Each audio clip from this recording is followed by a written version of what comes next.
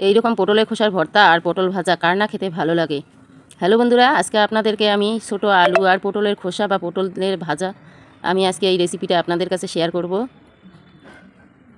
এখানে fresh fresh অনেক কয়েকটা আমি নিয়েছি পটল, আর নিয়েছি কাঁচা লঙ্কা এখানে, আর নিয়েছি এখানে ছোটো গুঁড়ো আলু, আর নিয়েছি একটা গোটা রসুন। তো এইভাবে আপনারা বাড়িতে বানিয়ে দেখবেন, এরকম ভর্তা আর পটল ভাজা খেতে কিন্তু দারুণ টেস্টি হয়।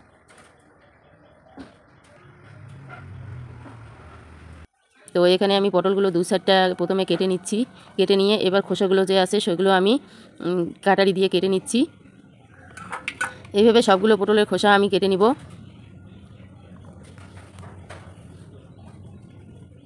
এইভাবে লম্বা লম্বা করে কিন্তু কাটতে হবে, খোসাগুলো টুকরো যেন না হয়ে যায়, এইভাবে কাটতে হবে।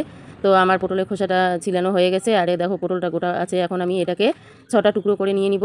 তো প্রথমে দুভাগ করে নিলাম, এবার আমি মাঝখানটায় দুদিকে কেটে নিব। তো এখানে 2 টুকরো হলো, আর মাঝখানে আরেকটা কেটে নেব, 6 টুকরো বানিয়ে নিব। এইভাবে সবগুলো আমি পটল কেটে নিব।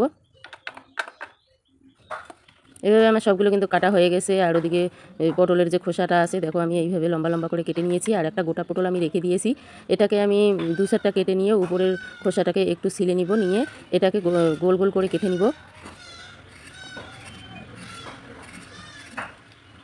উপরে যে ছিলকাটা আছে ছিলে নিলাম, নিয়ে এইভাবে গোল গোল করে পটলটাকে কেটে নিচ্ছি।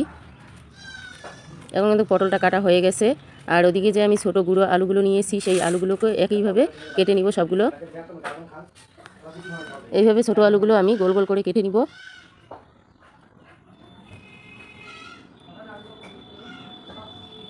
এভাবে সবগুলো আলু কেটে নিয়েছি, দেখো কত সুন্দর হয়েছে আলুগুলো দেখতে। আর পটলের খোসা আর পটল যে গোল গোল করে কেটে নিয়েছি, দেখতে কিন্তু দারুণ লাগছে। আর এখানে যে কয়েকটা কাঁচা লঙ্কা রেখে দিয়েছি, তা কাঁচা লঙ্কার বোটাগুলো আমি ফেলে দিচ্ছি।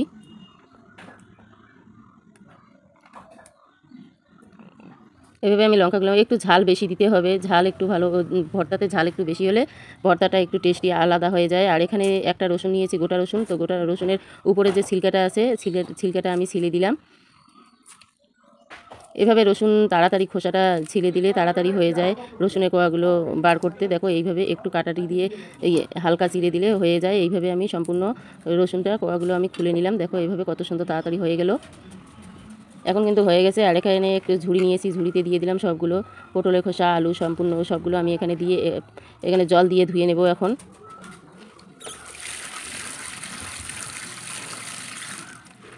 এটা ধোয়া হয়ে গেছে, একটা বাটিতে করে তুলে নিলাম। এখন কিন্তু ধোয়া হয়ে গেছে। আর এদিকে যে পটলটা আমি লম্বা করে কেটে নিয়েছি, সেই পটলটাকেও আমি ধুয়ে নিলাম।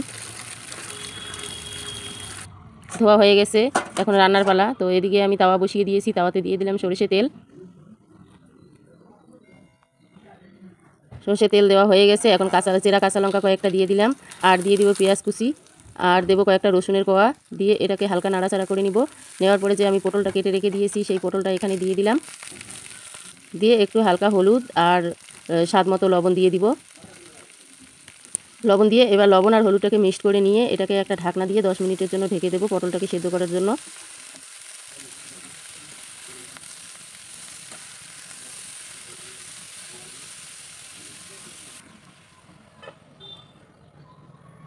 এবার 10 মিনিট পর ফিরে এলাম। দেখো পটলের কিন্তু জলটা যে বার হয়েছে ওটা কিন্তু শুকিয়ে গেছে।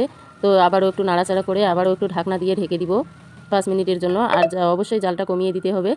তো এখন দেখো জলটা শুকিয়ে গেছে। এখন এটাকে ভেজে নিব, একটু পোড়া পোড়া ভাব করতে হবে।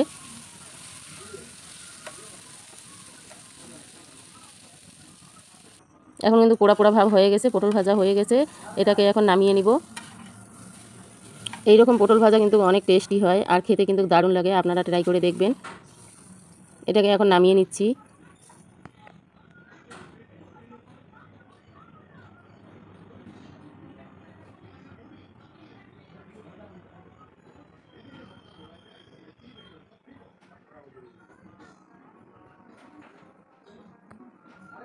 এখন আবারও তাওয়া বসিয়ে দিয়েছি, তাওয়াতে দিয়ে দেবো সরষে তেল। সরষে তেল দিয়ে যে আমি পটলের খোসা আলু কেটে রেখেছি, একটু তেলটা গরম করে নিয়ে নেব। গরম করা হয়ে গেছে। এখন যে আমি সবগুলো আলু পটলের খোসা রেখেছি সম্পূর্ণটা আমি দিয়ে দিলাম। দিয়ে এটাকে একটু সেদ্ধ করে নিতে হবে। একটু লবণ দিতে হবে, এখানে তো সব দেওয়াই আছে আগে থেকে, শুধু লবণটা দিয়ে নিলাম, স্বাদ মতো লবণ দিলাম। দিয়ে আবারও নাড়াচাড়া করে এটাকে সম্পূর্ণ তেলের সঙ্গে একসঙ্গে মিক্সড করতে হবে। তো মিক্সড করে নিয়ে নিলাম, নিয়ে একটা ঢাকনা দিয়ে এটাকে ঢাকতে হবে সেদ্ধ করার জন্য।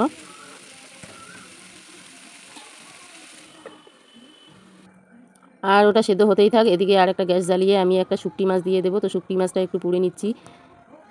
শুকটি মাছ দিলে ভর্তার টেস্টটা আলাদা হয়ে যায়, মানে একটু টেস্টটা বেশি সুস্বাদু হয়, সেই জন্য শুকটি মাছটা দেওয়া। তো শুকটি মাছটা পোড়ানো হয়ে গেছে। এদিকে এটা সেদ্ধ হয়ে গেছে। এটা এখন সবগুলো আমি নাড়াচাড়া করে একটু পোড়া পোড়া ভাজা করে নিব। আর ঢাকনা দিতে হবে না, এটাকে এখন ভেজে নিচ্ছি। তো শুকটি মাছটা তো পোড়া হয়ে গেছে, যে পোড়া পোড়া কালো কালো দাগ আছে ওটা আমি এটা দিয়ে ঘষে নিচ্ছি।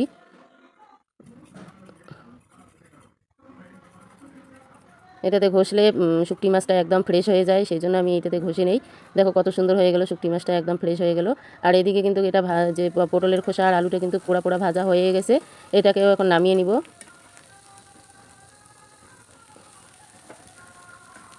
নিয়ে এদিকে একটা মিক্সি জার নিয়েছি, জার নিয়ে এখন শুকটি মাছটা যে আছে এটাকে বেছে নিব। তো মাথাটা ফেলে দিলাম, আর এর যে কাটা আছে কাটাগুলো ফেলে দিচ্ছি। দিয়ে এটার যে মাংসটা আছে শুকটি মাছের, শুধু মাংসটাই নিয়ে নেব।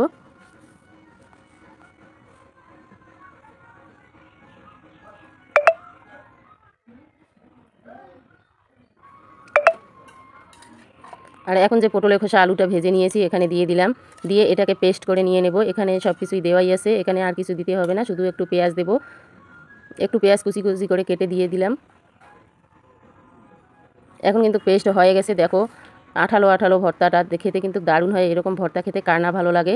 দেখো চামচ থেকে পড়ে যাচ্ছে না, এটা কিন্তু একদম আঠালো। আমার ভর্তা আর পটল ভাজা রেসিপিটা আপনাদেরকে কেমন লাগলো? যদি ভালো লেগে থাকে লাইক শেয়ার সাবস্ক্রাইব অবশ্যই করবেন, আর কমেন্ট করতে ভুলবেন না। আপনারা যদি কমেন্ট করেন তবে আরও আগ্রহ জাগবে নিত্য নতুন ভিডিও নিয়ে আসার জন্য, বা নতুন রেসিপি নিয়ে আসবো।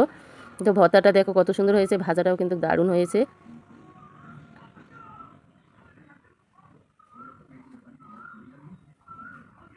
আজ এই পর্যন্তই, থ্যাংক ইউ।